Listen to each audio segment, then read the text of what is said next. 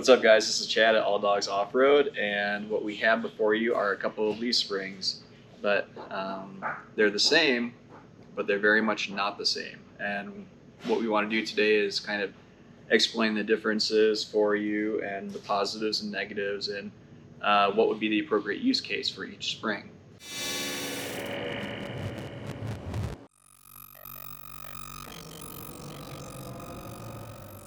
What we have here are two leaf springs for the second and third gen Nissan Frontier.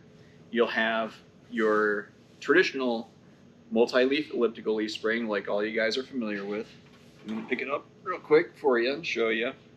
You got your three primary leaves, and then you have a secondary overload. And it's good for about 2 inches of lift and about 500 pounds of additional load carrying capacity over your stock leaf spring. What we have in front of that is our new Parabolic leaf spring. You'll notice that it looks a little bit different. It's two leaves, and that's about it. And one thing that you'll notice is it's a lot easier to pick up. So your multi-leaf elliptical spring is a very old school design. It's been around for hundreds of years for the most part. It generally serves its purpose and serves its purpose well.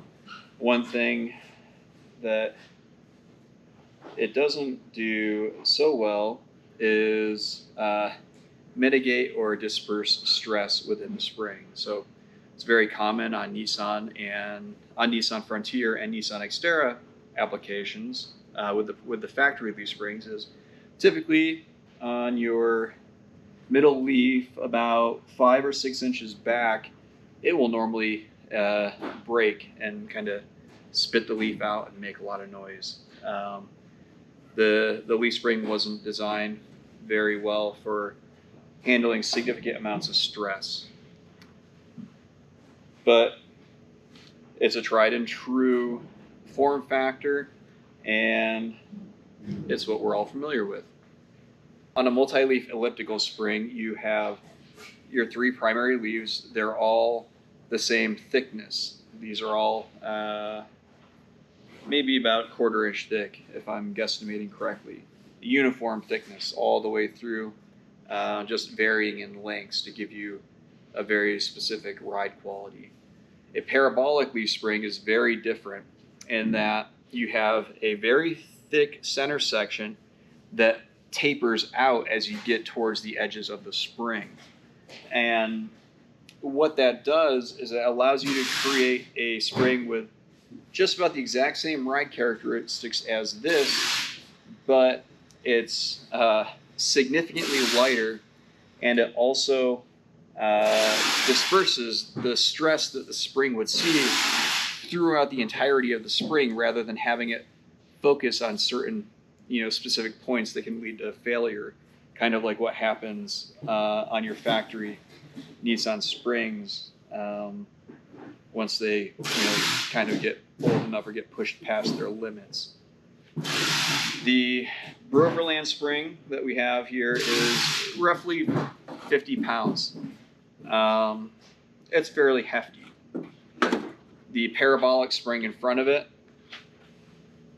is about 36 or 37 pounds. That's a significant weight savings.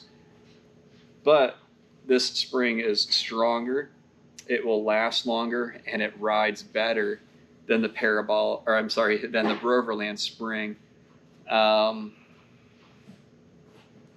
It's just it's a different means of engineering. It's a different form factor than what a lot of us are used to. Parabolic springs are generally frowned on semi-trucks at the front axle because they can give a very nice and linear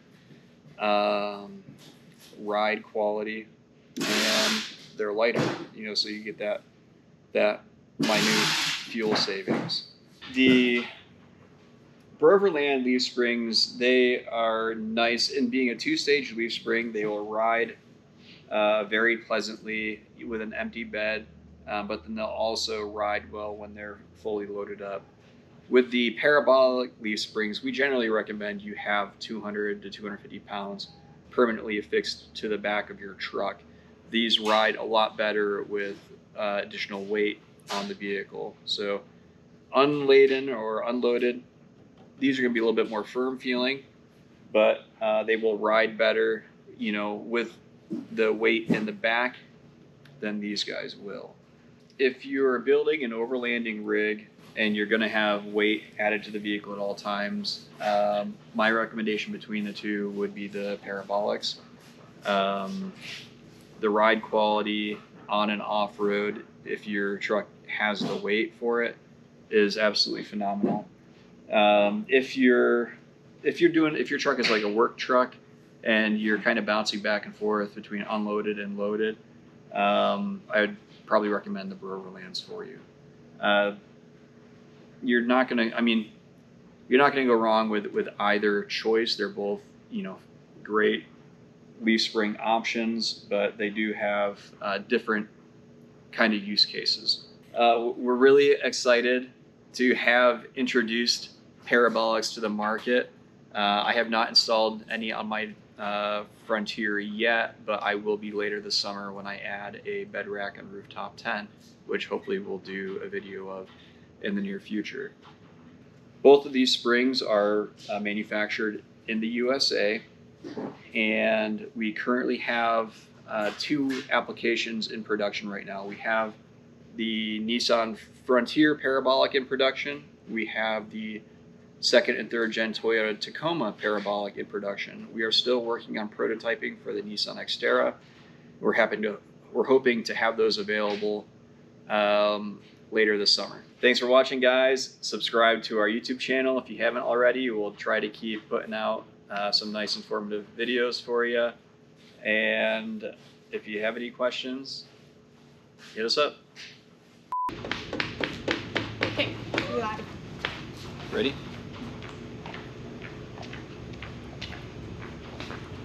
He's gonna it up. 3, 2, 1, go! What's up, guys? This is Chad at Alldogs Offroad, and we're coming here. Never mind. You're good. Yep, there it goes. We're really excited for, we're excited for both these. Thanks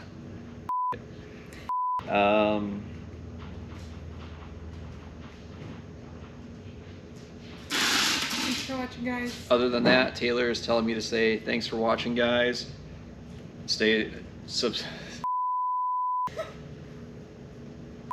Thanks for watching, guys. Subscribe to our. I'm not even looking at the camera. That's better.